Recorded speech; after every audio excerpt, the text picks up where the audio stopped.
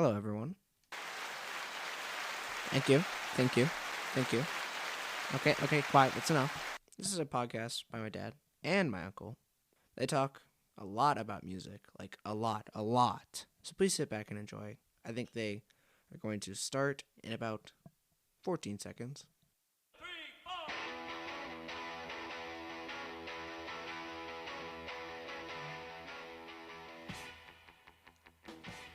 Hi there, welcome to another episode of BG's Broken Records. My name is Bob. I'm Gare. And we are not face-to-face today. No, sir. You know, it's March, the middle of March, and it's still snowing. What do you do in Michigan? You leave, right? Or you do a podcast. Or you do a podcast. I like that. True. Hey, I didn't tell you. So we are just a smidgen. I bet by the time that we put this up on Spotify, we are going to have had 1,000 plays. Whoa, ding, ding, ding. Are you calling me a ding, ding? Ding, ding, ding, ding. So 1,000 plays out of 25 podcasts. From what I think I saw just the other day, we're averaging 31 plays per episode. We've got an average audience size of 57. We have... No, not 57, 37. We have 52 followers. Yes, sir. 52. I mean, I remember the days when we had 2. Yeah, you and me. Right. We were just following each other around. Right. It was painful sometimes. I don't even want to tell the story about the first few months in Chicago. Hey, dude, what are you doing? I don't know. All right. I'll meet you for the bus ride. Yeah, okay. What are you doing now? Okay, cool. Yeah.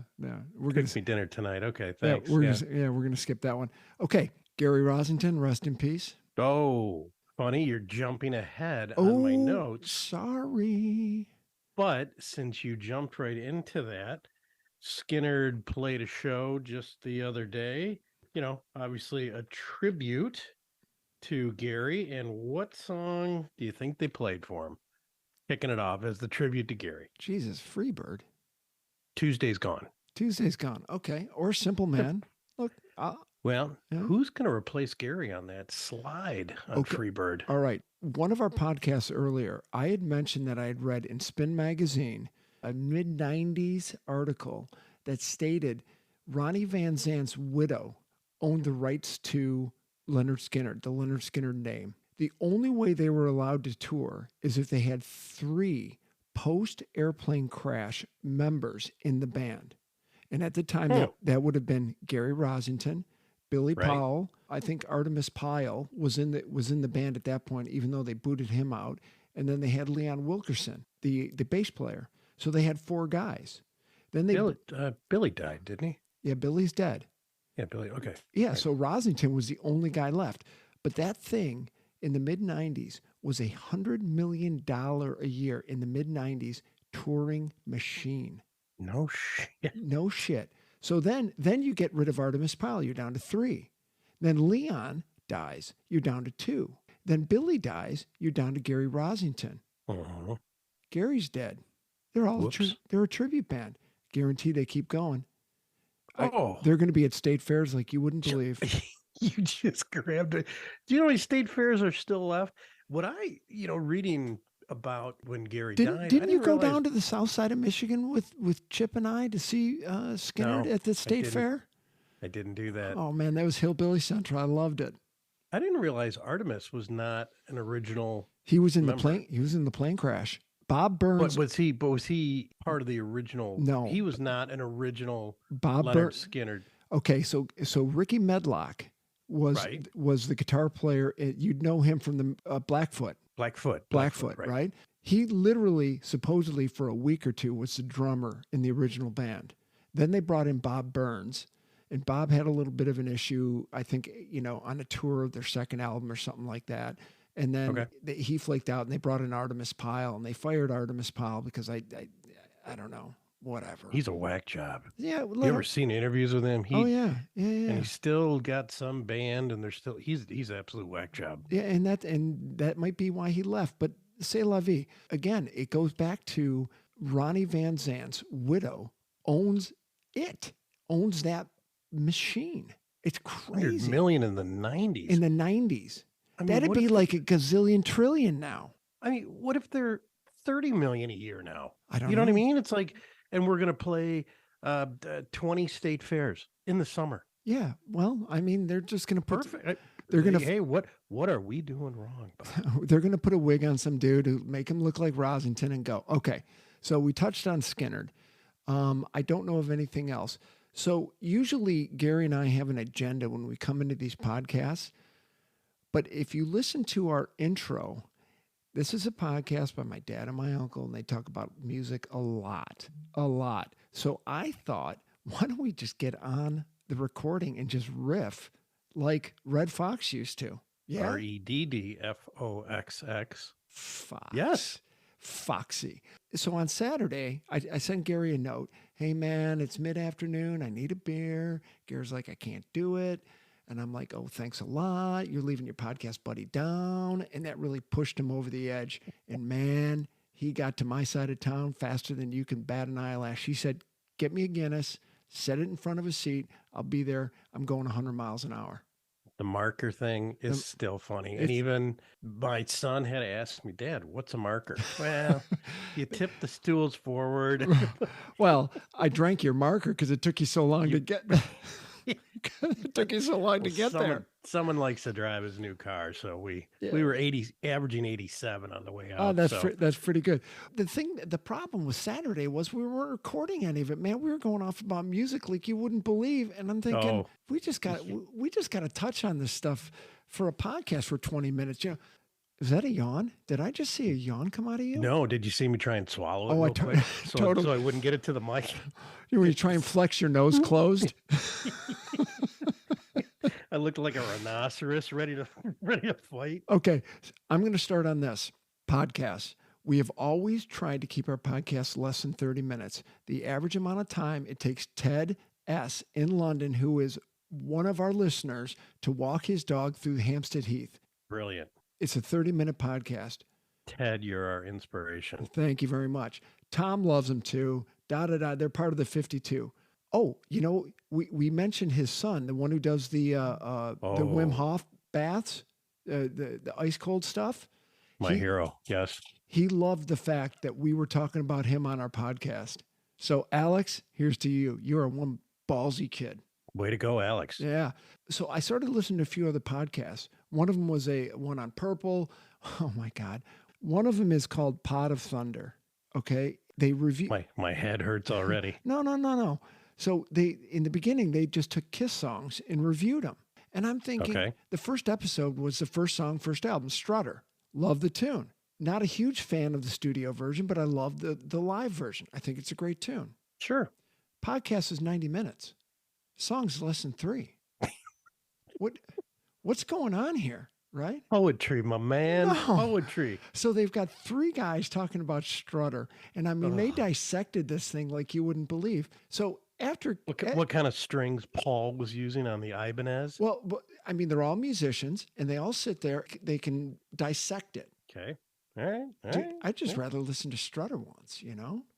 But hey, I give them all the credit. 90 minutes? 100%. So I listened to another one the other day, and it was on Sweet, actually The Sweet, and they were talking about a song called Sweet F.A.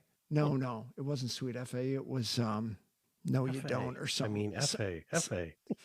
You know what that means? It starts with an F, and the second word is all, which means basically piss off. Oh, it's all, you know, it's just... You piss off. It's just F all, you know? Gotcha. Okay, it's a British thing. So they loved... Hey, what are you shaking your head for? It is a British thing. It's a British thing. Dude, okay, go ahead. All right. Have you ever heard anybody in the US say that's all Sweet F.A.? No. Okay. And if they did, I'd be like, that's a British thing. You're in America, damn it. Okay. Hold America. on. Oh, America. So they were doing this thing on one of the Sweet songs. But the intro, they just bullshitted for 15 minutes. And what I found really funny was one of the announcers, the main guy, he doesn't like celery. And I'm talking celery, the vegetable. Thank you. No, really. Did I miss a band from the 60s called Celery? It was I Hate Celery. They actually sell T-shirts that have celery stalks on it, and it says at the bottom, F celery. I mean, That's funny as hell. it is kind of That's fun. I can't wear it because I like celery, but I think that's funny. Well, he was going off about how it's got zero nutritional value. There's nothing to it and there's no calories. Why even eat it? And he just doesn't like it. Gare, I was kind of laughing my butt off that you could do a podcast and your intro is 15 minutes on how I hate celery. That's art, buddy. I mean, it's that's art. awesome. It's art. I thought it was a good podcast. So that's Pot of Thunder, and the other one was what the hell was I just talking about? Oh, Pot of Thunder and it was Pot of Thunder I was talking about. Never you mind. Sorry, I'm getting off on a tangent here. Okay. Best T-shirt I've seen in the last 2 years is, and it's a friend of ours who it says Chet and then an actual lemon. Chet Lemon. And for those who don't know, there was a mid 80s Detroit Tiger who used to play in the outfield.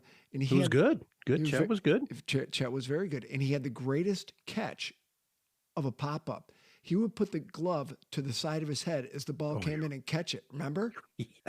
Yes. Yeah. Yes. It was amazing. But again, I hate celery. I'm going to Google after we get off here, the I hate t-shirts for vegetables. And I'm sure broccoli's got to be right up there. Brussels sprouts. Pick your poison. Pick your vegetable. Okay. So again, we're just kind of riffing here, and I have a number of things I want to cover, and I have a list of them here. Before you do that, because we talked a lot of Guinness on Saturday and a lot of talk. We did. And I want to throw out, I'll let you can lead with, but the Jeff Beck in the magazine you gave me. Oh my God. And who do they? Oh my God. It's so. Who do they go to? Both of them. Go. The latest issue of Classic Rock magazine shows up in my mailbox, and I rip the thing open, and I know the cover is going to be about Jeff Beck. God rest his soul. R.I.P. Yes. R.I.P. 6-7 pages on Beck, and they cover his whole history, and they go into how he loved cars, which he was a huge car junkie. Like hot rods, like rat rods. 34 Fords. Yeah. And all, yeah. Love, 32 Ford, 34, whatever, something like that. But yeah. Part of the article was, he comes out from underneath the car, washes his hands a little, and then he picks up a guitar and he starts wailing on it, and he's still got grease under his fingernails. I like that. That's cool. And he always had that one look though, with the no sleeves and the shirt that went up his neck and a vest. It was kind of weird, Well, kind of weird, but he also wore the Native American Indian jewelry kind of thing. Yeah.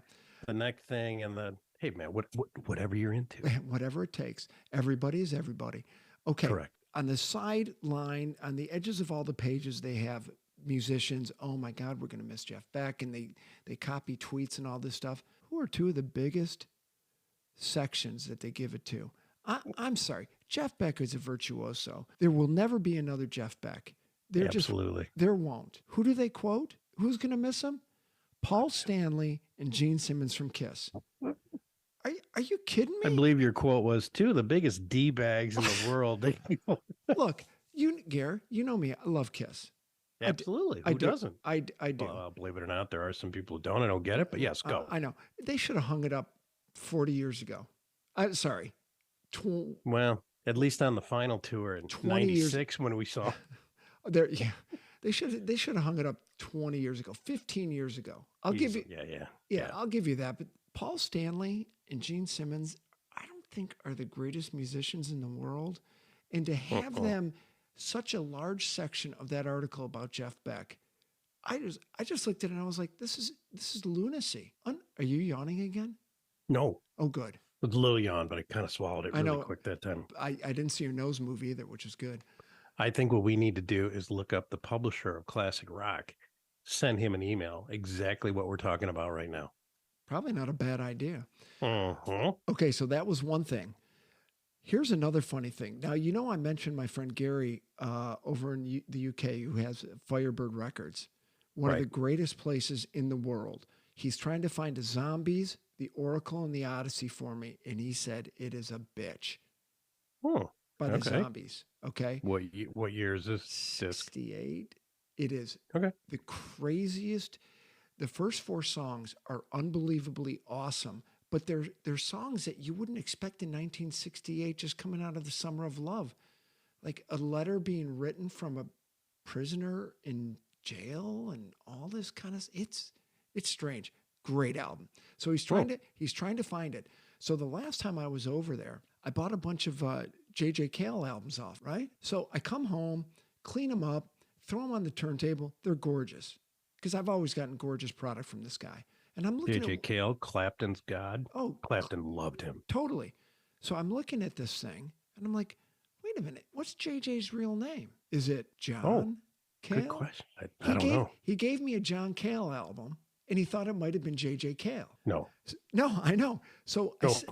I know that. So I sent Gary a note. I went downstairs, I cleaned it up and put it on the turntable and I played it. It's John Cale. The album is Paris 1919. This album is freaking awesome. Really? It is unbelievable. And I sent him a note. I'm like, Gary, that was one of the greatest mistakes I've ever had because it just opened me up to something else. And then I went through all music and started looking at John Cale. Man, he's gotten some great reviews. Is this John Cale, Velvet Underground? Yeah, John Cale? VU. Oh, okay. Don't know anything about him, but now you've piqued my interest. Paris 1919, great album. Gare, what are you thinking about now? Well, as I was looking to just doing our little spitball podcast today, I thought I would just start out with what are the top 10 things I'm listening to right now. And, I was kind of going through Spotify, Apple Music. So I'm just going to run through a really quick list here. I know we're kind of getting away from lists, but I just thought I'd write that down because it's kind of all over the board. Some of them I have years, some I don't. Maybe we should explain why we're going to get away from lists later. Yeah? True. Yeah. But okay. And what are you talking about? I'm just going to jump into it. So basically, I've been going back, listening to a bunch of REM lately, which again, always a huge fan. Live at the BBC, 1991, Day Sleeper. But what I've really been listening to, probably listen to it. Wait a minute. Hold that thought. One of the songs that I think the cover is better than the original, REM's Femme Fatale, better than the VU. That's good. Oh, and on that note, Wichita Lineman, Glenn Campbell from 1968, and they covered it in 91. REM's Wichita Lineman is unbelievable. Well, first off, that song is amazing. Oh, it's a great song. Kind of going through the list, Run DMC, King of Rock, but even better, Mary Mary. Okay. I was tapping my foot in the car. Okay. A new band I just discovered, Lake Street Dive. They do. You mentioned them before. Rich Girl by Hall & Oates. Great cover. If anyone's a fan of the show Yellowstone, which I am, Lainey Wilson, country, younger gal, good straight up country. Jam band, Goose. They're out of Connecticut. Hunger Site is a great tune by them. I think I've heard of Goose. Goose is great. Oh, these guys are great. If no, isn't Goose dead? Didn't he die when Maverick? No, wrong Goose, Bob. Oh, sorry. This is Jam Band Goose. Okay, stay with me. And of course, the Babies anthology Head First. Isn't it time? Are you kidding me? Dude, Babies. Yeah, I'm with you. So that was sparked by our interview with Matt Smith. And then what I heard on Sat Radio today. Yeah, but Katie knows Matt Smith. Katie, Sarah's niece. Oh, right. Because he yeah. She sends me. I'll just call him a station guy, but he's one of their. But she comes in all the time. Yeah, she sends me a text the other day saying, "Oh, I was catching up on all your podcasts. I have a suggestion. You guys should do one about creating a super group. If you were going to create one today, what would you do?" Ooh. And I thought that was great when she said, "And thanks for the call out in one of your podcasts." And I thought, what did I say? But I must have said something nice about her. So okay, all right. So she knows Matt Smith. But I was going to say, the Babies, and don't you remember John Waite's Bad? It was probably late 80s, Bad English. So bad. So bad. But it's just so bad. I'm listening to the Babies, we're talking about Matt Smith, and then all of a sudden, Bad English. I'm like, I forgot about that crappy band. Dude, that's up there with damn Yankees. Oh, terrible. On a new music thing, too, Blackpool Mecca out of Nashville. They're just good. Listen to them. A little hard rocking. Laura Sumner, kind of Southern California rock. They kind of compare her to a little Petty. Again, Laura Sumner. Always, Canadian band, which we had tickets for, but my knee surgery had to get rid of them. And I did get rid of them to a mutual friend of ours. Yo, motherfucker. Yep, he took them. And to round out That's right. Number 10, Rainbow. Why? Just because. Since You've Been Gone, Power. correct. Graham Bennett, and then Man on the Silver Mountain. Graham Bonnet. Bonnet. I'm sorry. That's Can't all even right.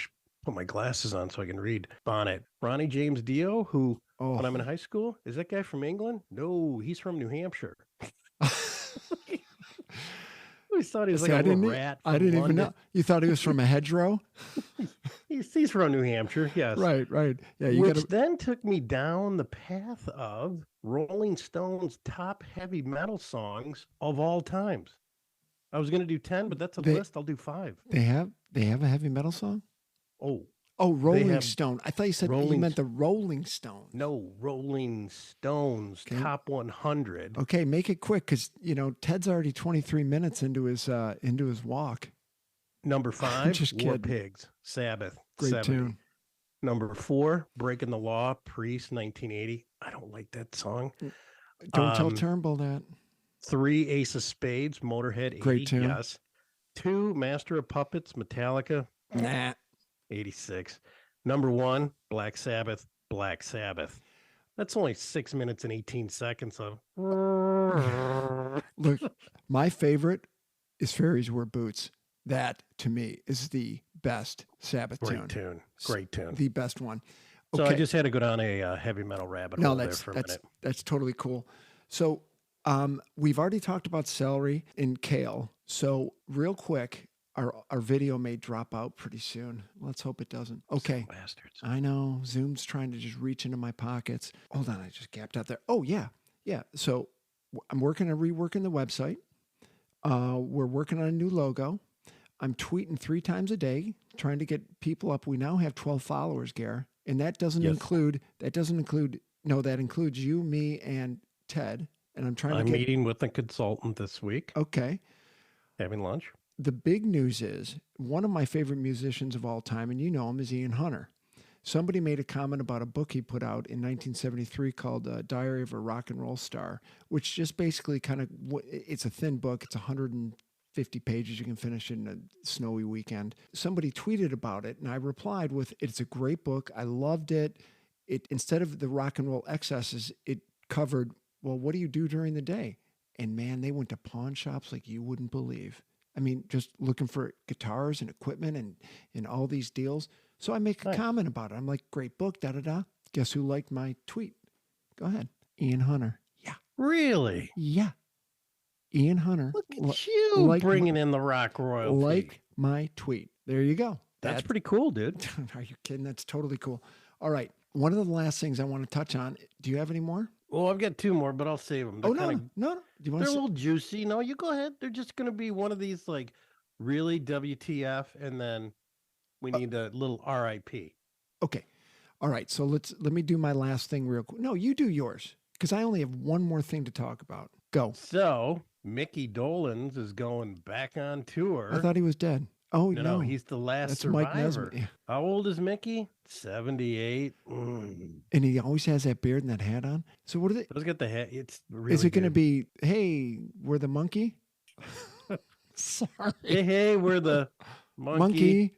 And I was going to say we need to give a little RIP Wayne Shorter, founding member of Weather Report, who died 89 years old, started out in Art Blakely's Jazz Messenger, and didn't realize played with Miles 64-70. Okay. I like it. Are those yours? I'm all set. Okay. So after I cut up after I edited the last podcast and we were going off about Kira Rosler, the bass player from Black Flag, I hadn't heard Flag in a bit. So I do what I never do. And I said, hey, Siri, why don't you track me a little more and play some Black Flag? So she starts playing Black Flag for me.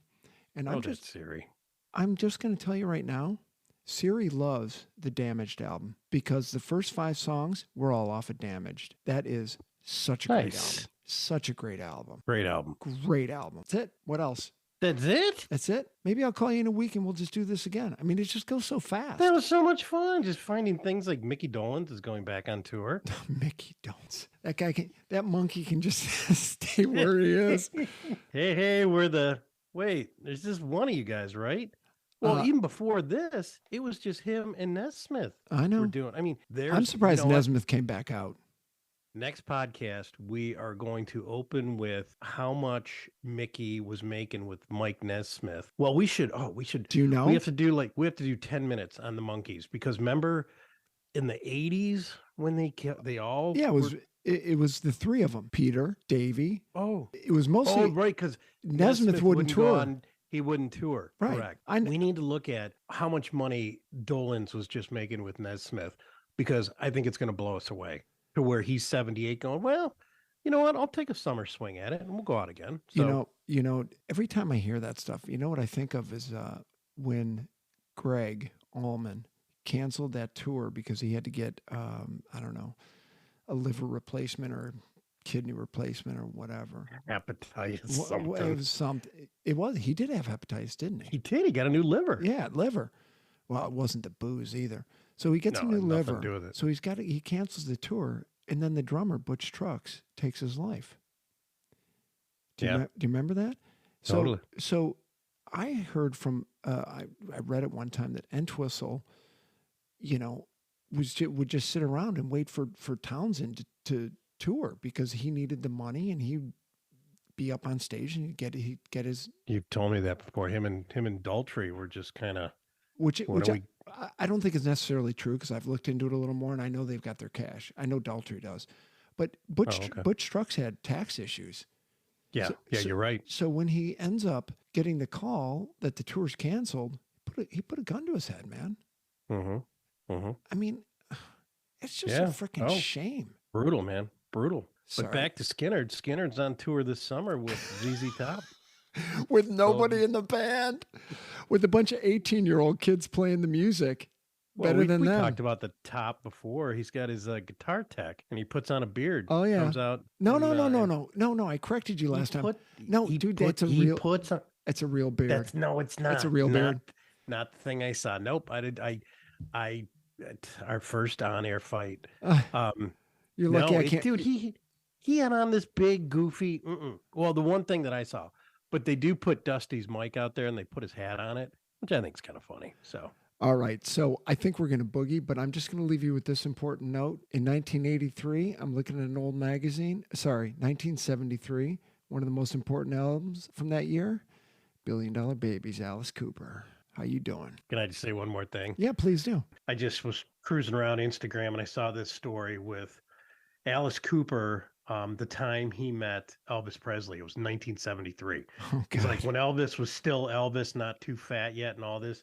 And he goes, but on a bunch of Barbies and downers and uppers and all that stuff. And right. Alice he was a disaster in 73. He goes, I go up to his hotel suite and he's like, hey, you're the guy with the snake, right? It might have been 1970 because he said it was still the cool Elvis. Yeah, not 73, 70.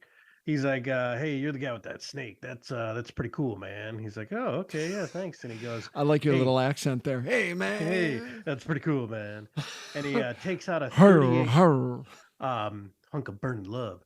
Takes out a 38 snub nose special, and he goes, hey, try and take this from me. And he goes, okay. He goes, I'm sitting there thinking, and he goes, even if I do take it from him, he goes, what if the Memphis Mafia walks in and there I am standing holding the gun on Elvis? He goes, I'm going to be dead. He goes, as all this is going through my mind, he goes, I take one reach for it. He goes, next thing you know, I'm on the floor. Elvis has got his boot on my neck and Alice Cooper's like, hey, that's really cool. He's just like, basically, the guy was nuts. Well, I love the level-headedness from a guy who would drink a 6-pack of Bud before he got out of bed. Oh, yes. No, he would. And why did he get out of bed? Because he had to pee after 6 beers. Well, seriously. Well, yeah. I mean, come on. Just worthless cocktail party information. All right. Well, hey, so we're going to finish up that Women Who Rock stuff soon. All right. Yep. Soon enough. But this will give me a week. I'll post this up, and life is good. Right on. Okay, so we are. Oh, wait a minute. Let me get that slider up to the right position. We are out of here. See ya.